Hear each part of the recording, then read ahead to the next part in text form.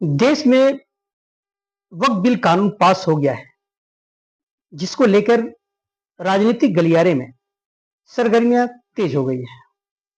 ऐसे में महाराष्ट्र के एमआईएम अध्यक्ष इम्तियाज जलील ने इस वक्फ बोर्ड को लेकर क्या कहा, देखिए पूरी रिपोर्ट में। कि जब वोटिंग ली गई है, जब डिवीजन की मांग की गई थी, तो अंतर कितना था। सिर्फ 50 खासदार इधर थे तो आपने पूरा का कानून है तो वहां पर ले लिया था करके। और ठीक है, अब उनका साथ देने के लिए टीडीपी के हमारे चंद्रबाबू नायडू साहब है, जेडीयू के नीतीश कुमार साहब है, उन्होंने आज डर और खौफ में मोदी जी का साथ तो दे दिया, लेकिन 4 महीने के बाद उनको इलेक्शन के अंदर जाना है। वहां पे वो क्या सूरत लेकर जाने वाले हैं, ये भी है तो एक सवाल रहेगा। अजीत पवार भी नरेंद्र मोदी साहब की गोद में जाकर बैठ गए हैं। ये वही अजीत पवार है जो कहते हैं कि मुसलमानों को मैं कुछ होने नहीं दूंगा करके, मुसलमानों की रक्षा मैं करूंगा करके। तो अजीत पवार सड़क के ऊपर तुम कुछ और कहेंगे और वहां पर जाकर कुछ और बात करेंगे, किसके साथ हाथ में हाथ मिला देंगे करके। उसमें तो इनकी बोलनी और करनी के अंदर बहुत फर्क नजर आ रहा है।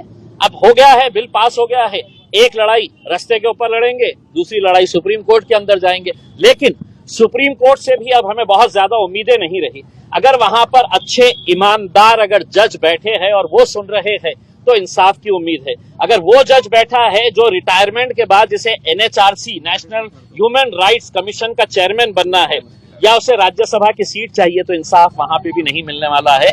और अभी मोदी जी के कार्यकाल के अंदर ऐसे बहुत सारे सुप्रीम कोर्ट के जजेस हैं जो रिटायरमेंट होते ही मोदी जी के पास जाके बैठ जा रहे हैं, अच्छी अच्छी पोस्ट ले रहे हैं और अपना काम चला रहे हैं। बताइए, बिल पास होने की वजह से मुस्लिमों पे क्या अन्याय हुआ? देखिए, ये मुसलमानों की जमीनें थी, मुसलमानों की जायदादें थी। इसमें आज हमारे को जो खतरा हमारे ऊपर मंडला रहा है, इसमें ऑलरेडी पेपर के ऊपर आपको हजारों एकड़ जमीन नजर आ रही है। ये जमीनें वापस किस तरह से ली जा सकती है, इसके लिए कायदा बनाने की जरूरत थी। इसके अंदर पूरे बिल के अंदर कहीं कोई प्रावधान नहीं है। आपको ताज्जुब होगा अगर कोई मुतवल्ली पहले वक्फ की जमीन को बेचता है, वक्फ की जमीन को पहले बेचता है तो 2 साल की सजा और नॉन बेलेबल ऑफेंस था। अमित शाह जी ने इतने खुश हो गए हैं कि चलो मैं मुसलमानों को तो ये, लेकिन मेरी इनकी जमीनें जो बेच रहा है, तो 2 साल की सजा कम करके उसको 6 महीने कर दिए हैं और जो बेलेबल नॉन बेलेबल ऑफेंस था उसको बेलेबल ऑफेंस कर डाले है। तो यानी कि आप इससे समझिए, अगर आपको सही मानों में मुसलमानों की अगर मदद करना था तो आपने इस कानून को सख्त बनाना था। आपने पूरे मुतवल्लियों को, पूरे जितने भी बोर्ड के मेंबर धांधलियां किए हैं, उनको कड़ी से कड़ी सजा कैसी मिल सकती है, हम उसका सपोर्ट करे होते।